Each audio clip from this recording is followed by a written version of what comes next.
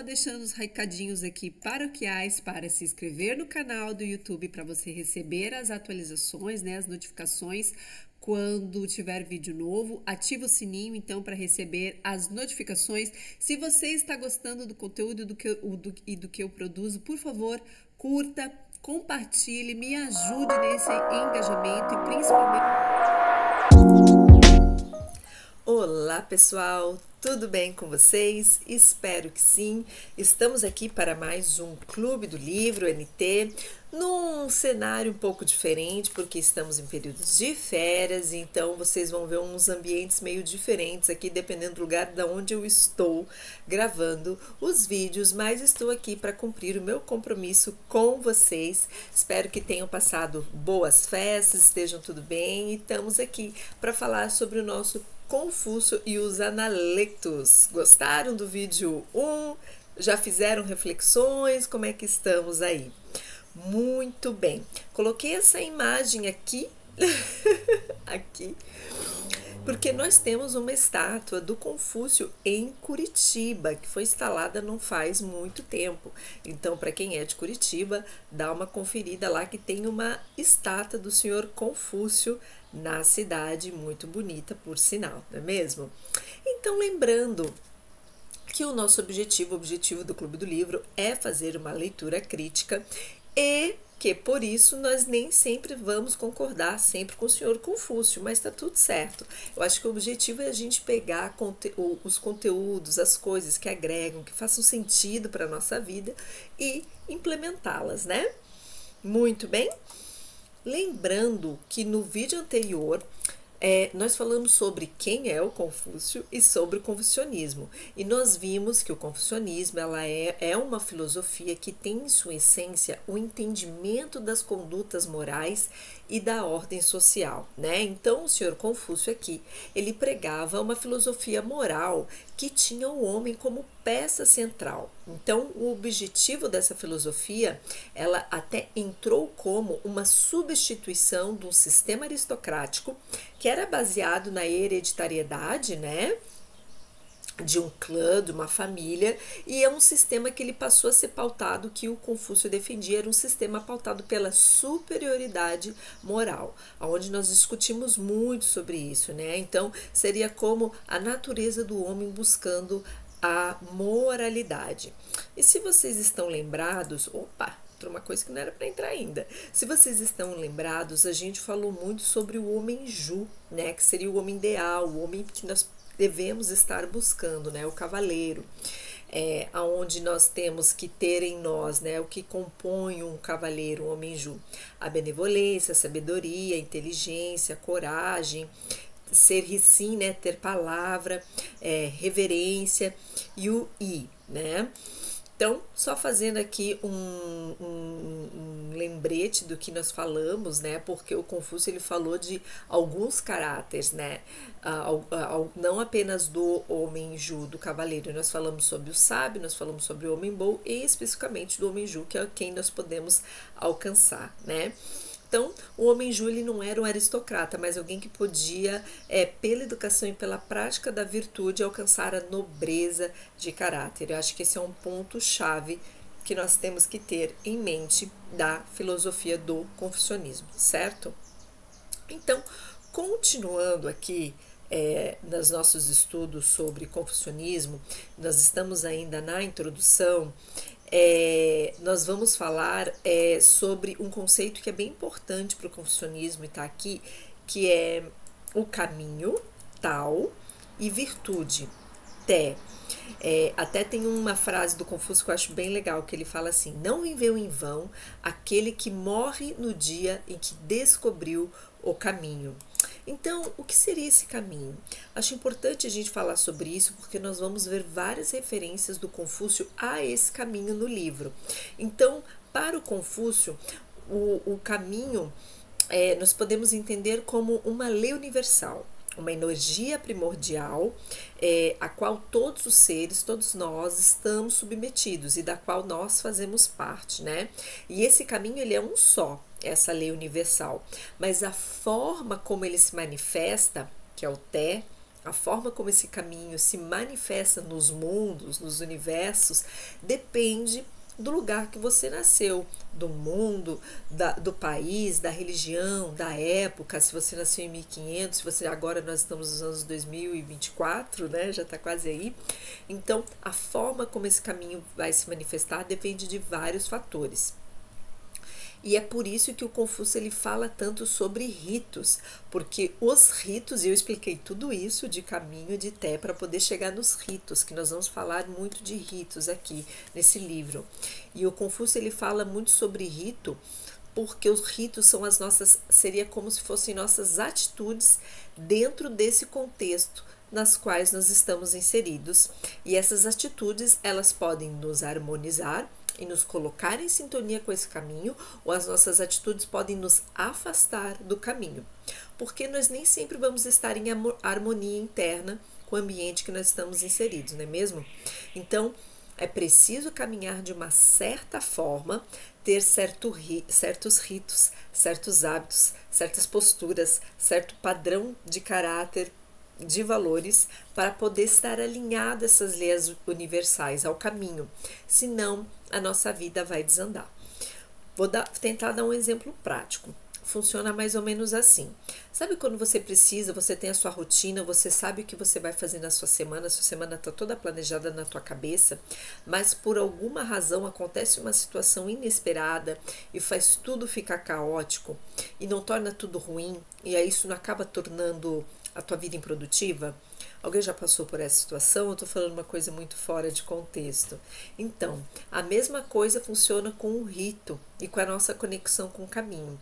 Se a gente está levando uma vida muito em desarmonia, se nós estamos longe dessa conexão com as leis universais, então nós estamos tendo rito, fazendo práticas que nos estão nos afastando desse caminho, gerando desordem, gerando caos, né? E eu quis fazer esse paralelo, explicar isso, porque muitas vezes nós vamos ver o Confúcio falando sobre o caminho, né? Então acho que é importante a gente deixar isso bem claro. Muito que bem. E mais para frente, o senhor Confúcio, ele vai falar também sobre os decretos do céu. Que seriam mais ou menos assim as leis transcritas, as leis divinas transcritas do caminho, né? Seriam as leis morais e que elas provêm dessa lei universal e que as leis morais elas são divinas. Então a gente vai ver aqui, só para ter uma ideia, na página 30. Vamos lá, na página 30, ele fala o seguinte: de acordo com essa teoria, os decretos do céu, o céu se importa profundamente com o bem-estar do povo, e o imperador é enviado expressamente para promover esse bem-estar. Olha então aqui a função, segundo Confúcio, do imperador. Ele é enviado expressamente para promover o bem-estar do povo. Ele governa em função do decreto do céu e permanece imperador apenas na medida em que exerce essa função. Assim que ele esquece sua função e começa a governar visando seus próprios interesses, o céu retirará o decreto e elegerá alguém mais merecedor para a tarefa. Assim, o decreto do céu é um imperativo moral e, como tal, nada tem a ver com o comando do céu em relação às coisas que acontecem no mundo. Então, eu achei interessante aqui que o Confúcio, o que ele fez uma transformação no decreto do céu é que antes ele estava ligado só ao imperador, mas o Confúcio ele colocou que qualquer homem estava sujeito ao decreto do céu. Todos nós somos divinos, não é mesmo? Então ele fala aqui que todo e qualquer homem estava sujeito ao decreto do céu, que o obrigava a ser moral, então não bastava só o imperador. Todos nós precisamos nos submeter a essas leis e praticar a moralidade, né? Então, todo e qualquer homem estava sujeito ao decreto do céu, que o obrigava a ser moral e transformava em dever estar à altura das demandas desse decreto, né? Então, aqui eu botei uma frasezinha que fala sobre o decreto do céu e fala sobre o caminho, né? Então, pessoal, eu trouxe aqui esse trecho que está aqui também no Analectos do Confúcio, que fala sobre decretos do céu e sobre caminho. Então ele fala: excelso esse príncipe, austero nas virtudes.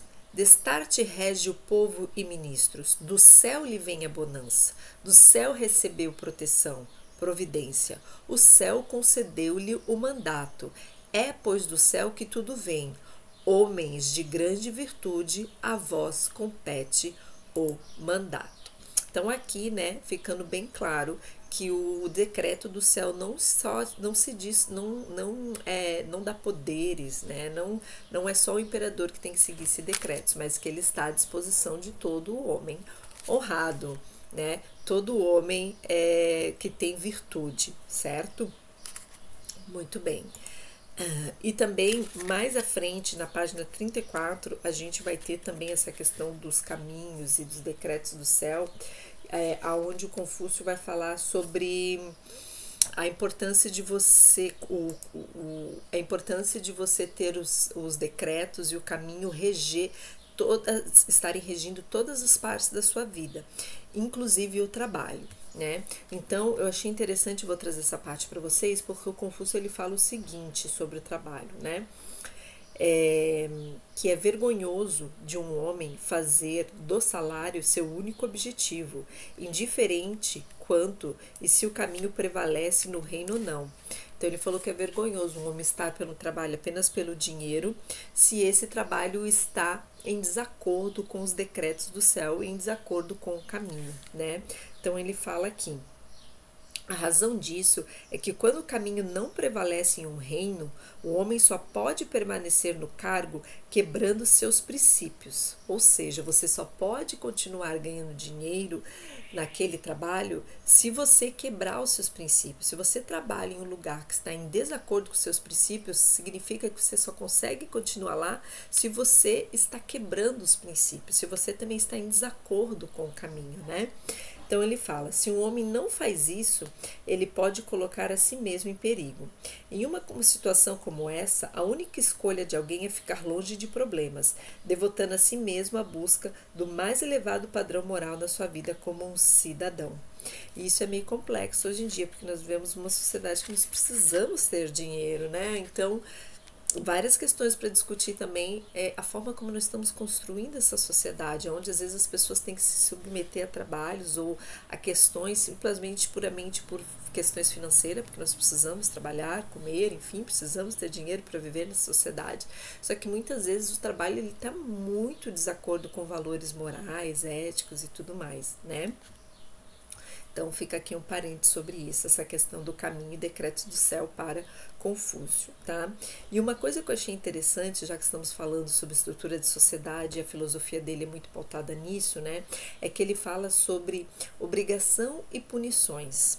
E ele fala o seguinte sobre o povo e sobre os mandatários do povo. Ele coloca assim: quando o povo reforma a si mesmo e tem noção de vergonha, a lei e, por conseguinte, a ameaça da punição nunca precisa ser evocada. A orientação pela virtude, entretanto, não pode ser efetiva a menos que o governante dê um exemplo moral para o seu povo, né? Então é interessante que ele fala assim que muitas vezes nós temos sociedades tão estruturadas onde o povo respeita por medo. Não porque ele é orientado pela virtude e porque ele tem vergonha de ter atos imorais, né? Então ele coloca aqui que às vezes a obrigação e punição podem, na melhor das hipóteses, garantir um conformismo. O povo vai ficar longe de problemas, não porque tenha vergonha de fazer algo errado, mas sim porque tem medo da punição. Então achei bem interessante que ele está discutindo várias questões de caminhos, decretos do céu e da forma como isso é aplicado na sociedade.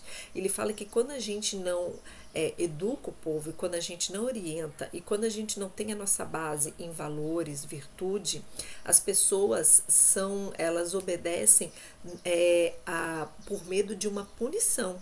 E não porque elas têm vergonha, porque elas têm um padrão moral elevado, né? Então achei interessante porque o Confúcio discute bastante isso aqui no livro também, tá?